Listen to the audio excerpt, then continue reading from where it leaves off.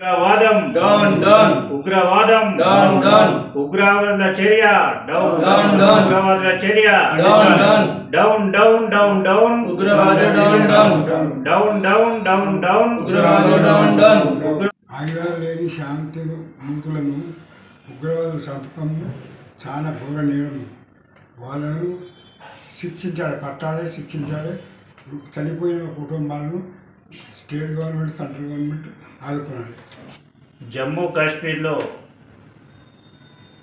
మొన్నటి రోజున పహల్గామ్ పర్యాటక ప్రాంతంలో ఏదైతే తీవ్రవాదులు పర్యాటకులపైన చేసినటువంటి దాన్ని మేము తీవ్రంగా ఖండిస్తూ ఉన్నాం. అమాయకులైనటువంటి పర్యాటకులను మరి ఇంత క్రూరంగా వాళ్ళను పట్టుకొని కాల్చి చంపడం నిజంగా ఇది మానవ జాతికే ఒక మచ్చ లాంటిది.